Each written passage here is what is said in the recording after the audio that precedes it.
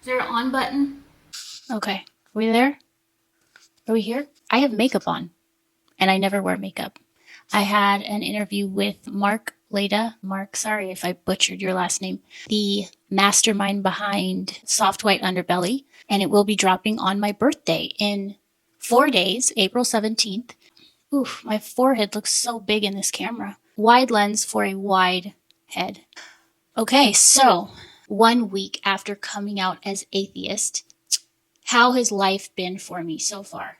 I have to say, just because I am more of a skeptic in more ways than one, when I came out as atheist, I had this fear that I was going to go to sleep that night and then wake up to just mass abandonment and rejection, and just my family and my friends would just be gone. I did not wake up to mass abandonment. What I woke up to were messages of support and reassurance of love. More than anything, there was silence, but there wasn't rejection. Even including the people that I know have an issue with it, I have not been confronted by anyone yet. I know it's coming, especially when this Soft White Underbelly interview comes out on Thursday. But mostly it's been support. And I love hearing from the people who believe in something different than I do, more than I like hearing from other atheists saying, "Oh, I'm an atheist too. I don't believe in."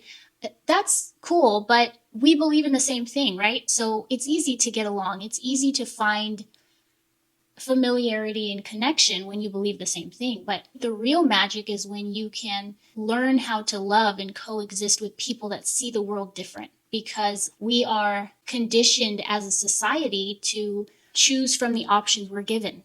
And I think this is to maintain order and control in our society. We have political boxes and religious boxes. And although we say freedom of religion, and we look at society and look at how it's structured, it doesn't suggest that there really is a freedom of it. So that's what I'm working toward as far as kind of destigmatizing atheism. This is what an atheist looks like. It looks like me. We are normal people, and there are so many more than the number that are out because of the risk living openly atheist. If I have a fear, I know there are a ton of people that do, because I'm usually the one that's like, this is who I am, take it or leave it. But it was the religious piece of the puzzle that I just couldn't get out. I just was too fearful of judgment and too fearful that I was going to miss opportunities, miss business opportunities. And it was eating me up inside to teeter that line of, okay, just keep it in so you can, be a functioning member of society without being reprimanded for your lack of beliefs, but also feeling like, you know what? I always hear people linking morality with belief. I know it's not true. I know that morality and religion are not synonymous. There are very loving, very empathetic, very passionate and compassionate atheists, and I'm one of them. And a lot of people become atheists because they are thinking of the forgotten. Part of the reason they lost their faith is because they're thinking about the people who did not survive and did not receive the miracle and did not, receive the blessing that the child next door did. And that's how a lot of us got to where we are, is because that link, along with other things, but that's a big piece of it, is just thinking about people who didn't receive those blessings that lead us to believe there is no God.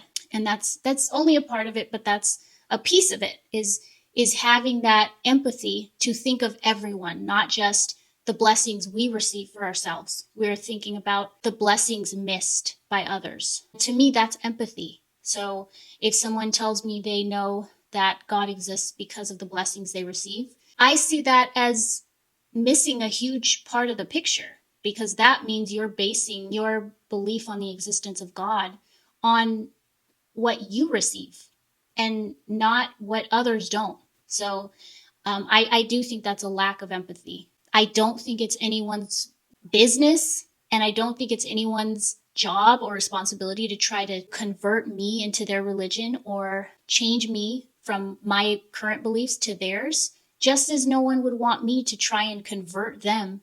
Well, atheism is not a religion, but to deconvert them or to get them to not believe. That, to me, that's ludicrous. The beauty is in our ability to coexist as individuals, as people. In society conditions us to feel like we need to be the same, and we don't. When we can be individuals and exist amongst each other and love each other while still being different, that's the magic, because that encourages people to be themselves as opposed to always run for a box, a group, and just turn into this watered down version of themselves. That's my goal. It's not to convert or deconstruct. I don't want to change anyone.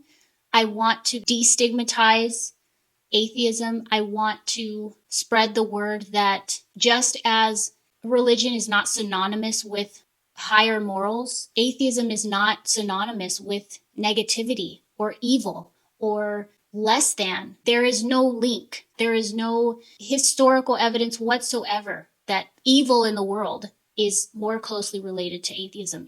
There is no existence of it. Society and conditioning has put that out there to instill fear in not boxing yourself in with a religion. It's untrue, and there is absolutely no evidence of it. That's why I'm putting myself out there, because this is what atheism looks like. And then tons of people that are undercover because of the consequences of coming out with it. I think the best part about having come out with this is it's kind of like letting the trash take itself out. What I mean by that is it's such an easy way to find out who is for you.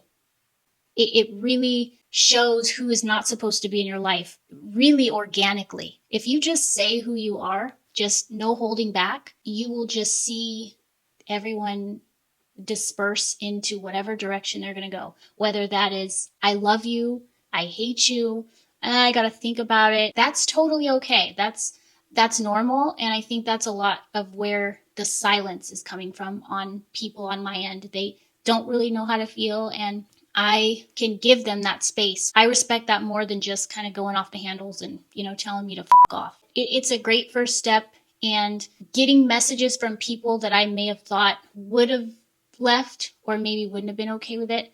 Getting kind of the messages of reassurance from people that I didn't expect to, send a message of support is like opening a gift on Christmas morning. Even Christians that I thought, oh man, I don't think they're going to stick around. And they did, certain ones did. And it's already changed my life because my mental health was going down really quick because of holding it in for so long. I got to a point where I was going down, and I knew that I had to open up about this and get myself together. So I'm really happy to have shared this with you guys. I'm glad I got to use this face of makeup and not waste it. Tune in to my interview with Mark Leda, April 17th, my birthday, my 42nd birthday, you guys. 42.